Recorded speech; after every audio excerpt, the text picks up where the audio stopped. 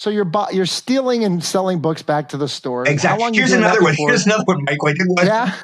I was stealing a book from a store. I was a shoplifter. I stole a book from a store. And all the time, this guy's bragging about what a great security system they have. I have these books shoved up my shirt. I have like 4 books and I'm stealing them. And the guy said, nobody will steal from us. I go, we got a great security. And he's bragging to this guy. He's like acting real macho and bragging how great. And I'm stealing these books. I walk out with these books while the guy's bragging what great security he has.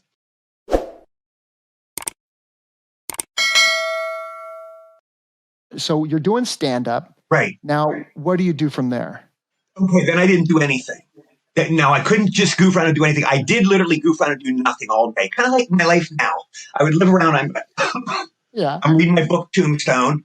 I read books. I'm a Wyatt Earp Doc Holliday man. So I read books. I go to the library and read books. And I was a shoplifter. I would go to stores literally, and I would shoplift. I put things in. I go into a store, and I put the thing in my... And I was flat, and I would walk out with books. I did this all the time. What I would do is I would steal books, and then you'd walk out. I'm sorry? You put the book under your shirt and you would walk out. I put the book under my shirt. Starving actor.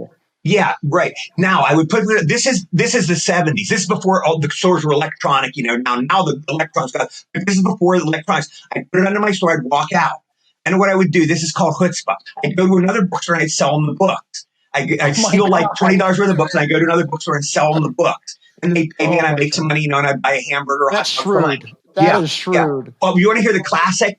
I stole a book from a store once, and I sold it back to the same store. It was a bookstore. It was a used bookstore. And I went in. I stole a book and put it under my desk, and I went out the store. So I waited about 15 minutes later, then I walked back to the store. I go, look at this book I got. No, it had the price there in crayon.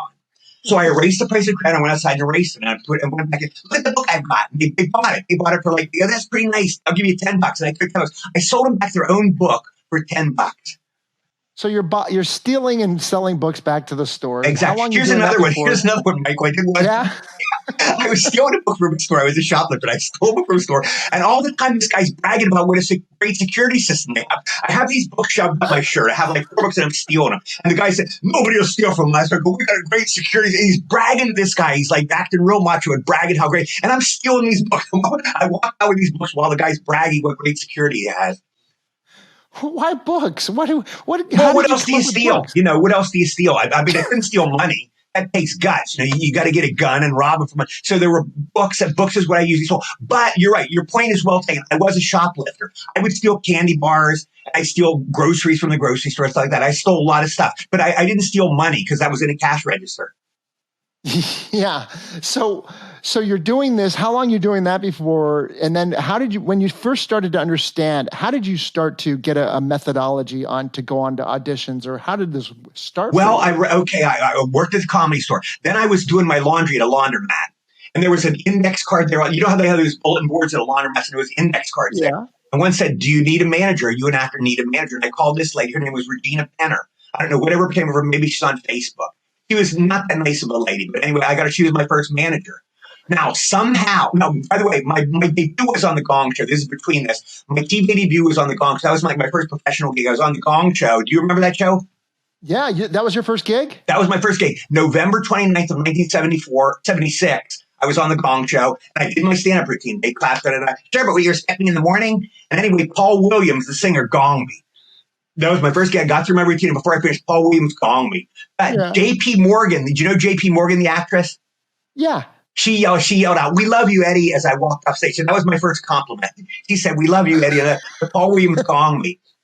Now, just to finish that story, I ran into Paul Williams like 20 years later in an audition, okay? Yeah. Paul Williams, same guy. And he was sitting there. I go, "Mr. Williams, hi, I'm Eddie Deezen. I was on the Gong Show 20 years ago. Do you remember you gonged me?" And he goes, "Oh, my God, I'm so sorry. I apologize." I go, "What?" He goes, "I'm so sorry. Please forgive me. Can you please ever forgive me? Can you find it in your heart to forgive me?" He was like begging me. And I go, "Mr. Williams, it was the Gong Show. It's no big deal. You gong me. It's like a joke show." He goes, "You don't understand." He goes, "I'm an Alcoholics Anonymous." He goes, "I was an alcoholic for years, and I'm an Alcoholics Anonymous. We have to apologize for anybody we've ever hurt." So he literally was apologizing to me. And I go, "Yes, of course I forgive you, Mr. Williams." But he wanted me to forgive him for gonging me. Yeah. Well, that was my first professional gig. Then, no, don't take it personally. He had to forgive everybody. Yeah. It's part of the 22 steps. Yeah, so, I guess so. 76 though, that must have been a roller coaster ride. Something happened there because you got I Want to Hold Your Hand. I Was Grease. All that. That was 77. Okay, so 77, I did 3 films. 77, I like that manager I found on the bulletin board, Regina Penner. I went in and met her, and she took me on as a manager. And somehow, however it was, they had auditions for Grease. I wasn't even in the union, but she got me into Paramount Studios and I auditioned for Grease. So I went into Paramount, you're going to play this guy, Eugene. You're going to audition for this role, Eugene. He's a nerd, he's a geek. So I went in and I put Brill cream on my hair. I greased up. Why would a nerd have Brill cream? That's the cool guys like Fonzie or, Danny Zuko. But I put it in my hair. I put this gunk in my hair, and I went in and I wore a suit, with a bow tie, and I went in and auditioned. Now at the audition, it was Randall Kleiser was the Grease director.